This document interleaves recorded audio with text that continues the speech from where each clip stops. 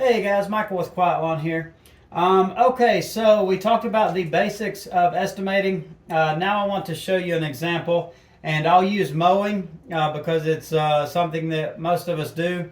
But this same thing would apply, or these same principles would apply to any other service that you offer. But once we have our hourly rate for a particular service, now we want to apply that to actual jobs and actual estimates. So let's say somebody calls in and they want an estimate for mowing. Us personally, our business, Quiet Lawn, we do all of that via satellite. We don't do in-person estimates for mowing, for fertilization and weed control, for anything recurring like that. The only thing that we estimate in person is things like shrub trimming, mulch jobs, sod jobs, things like that where you can't see what you need to see from satellite. Simple services like that, like mowing and fertilizing, you can do those via satellite. Well, I will say we're in a very flat part of the country. I live at the beach. It's very flat. I used to live in the mountains. I would not do estimates via satellite because you might look at a property via satellite and it looks very flat, and you might measure it out and give an estimate, but then you show up and it's on the side of a mountain. So if you're in a relatively flat part of the country, I think doing estimates via satellite is the way to go because you get your estimates out a lot faster. People are able to make a decision much quicker than having to wait on you to get out there. So let's just say somebody calls up and we measure out the turf area of their property. That means that we went in on a yard book or Google Earth or whatever, findlotsize.com, whatever software you use or website, and we measured out just the turf area where the grass is, excluding the home and everything else on the property, the driveway. And this particular property is 5,000 square feet. Once we have that number, we apply those times that we did from the time studies that I talked about in the previous video, where you go out and you do time studies to see how long each job takes on a particular size property. We're going to take the times from that matrix and we're going to apply that, for all of the different tasks that we're doing during a mowing visit. So, like we said in the previous video, maybe it takes us, with a piece of equipment that we have, 4 minutes per 1,000 square feet to mow. So we would just multiply that by the 5,000 square feet, and we know that mowing is going to probably take us about 20 minutes. Maybe edging takes 3 minutes on average for that size property. Trimming maybe takes 10 minutes. Blowing maybe averages 6 minutes.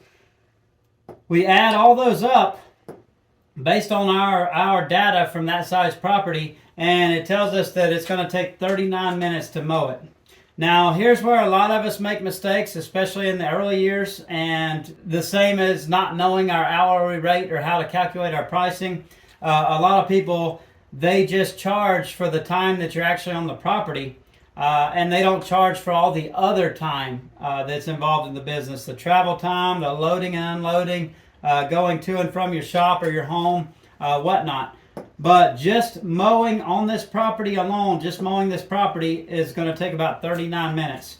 Now we need to add in the other inefficiencies so that we can see what the total time involved is with this property.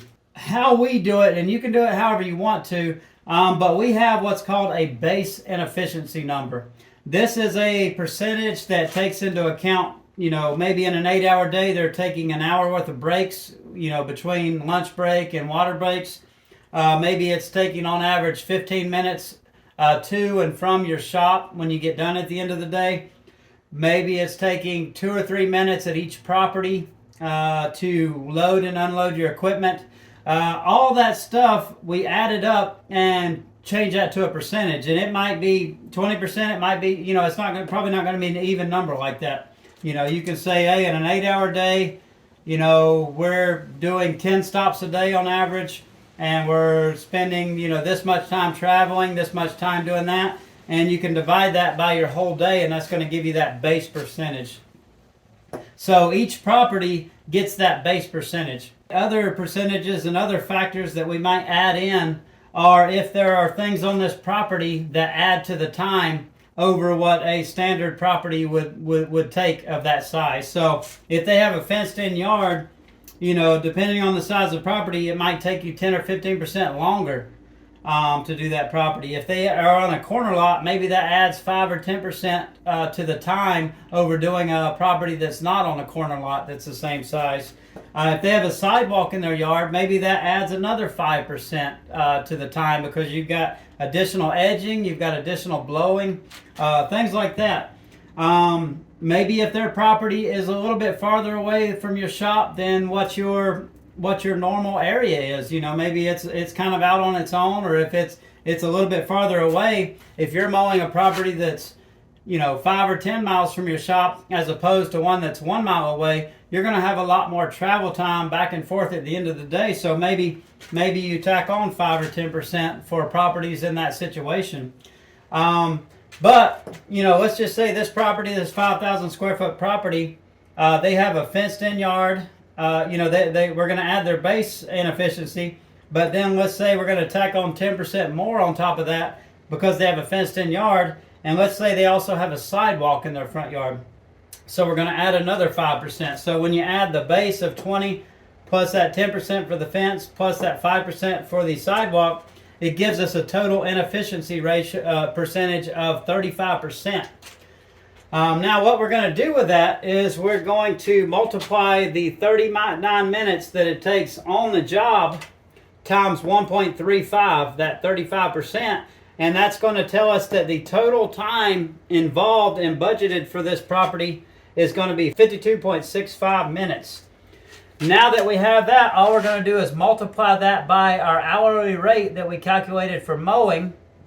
So we're going to divide 52.65 divided by 60, and that's going to tell us that's going to take 0.8775 of 1 hour, and we're going to multiply that by that rate again.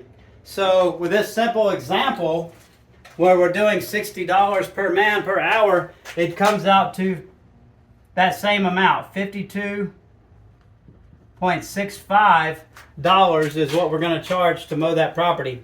Now, like I said in my other videos, please do not use $60 per man hour for your mowing. It's probably not right for your business. It's probably not going to be an accurate number. Calculate your own. I just try to make these videos with nice round numbers to make it easier to understand.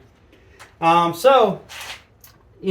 when we give this estimate, we tell this customer, hey, each service is going to be $52.65.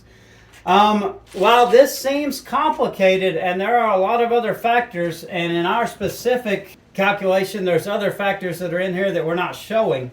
What makes this very simple is if you build a spreadsheet like a calculator that has all this stuff in it.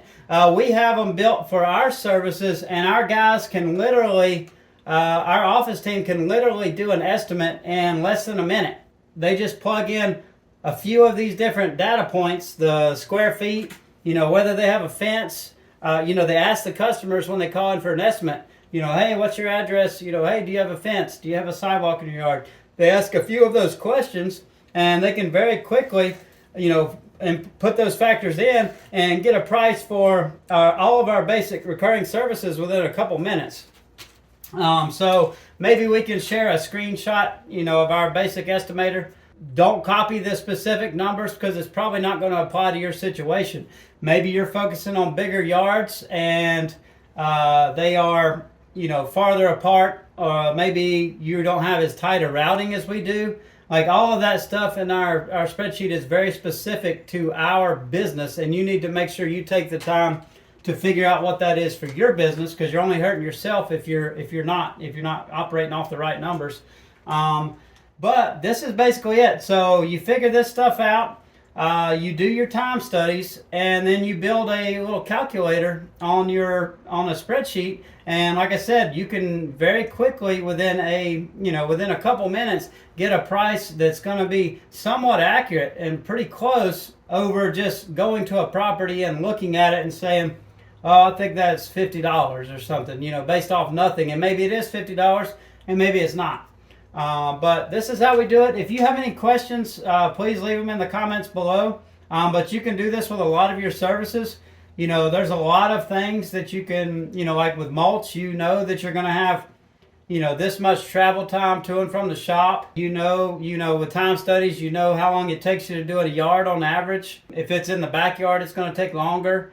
There's a lot of stuff like that you can do time studies and start building out these matrices of data that you can plug in very quickly when you get new mulch estimates. Same thing with our mulch estimates. When our estimator goes out and measures a property, she takes a few measurements, the area of the beds, the type of edging, the linear feet of edging, stuff like that, and the office can very quickly plug that into our calculator, and within a minute or so, well, actually we've got an app that does it automatically, but if we were using the spreadsheet calculator still, you could just plug that in there and have a price within a few minutes instead of having to spend an hour or two on each estimate, if you don't have all that data.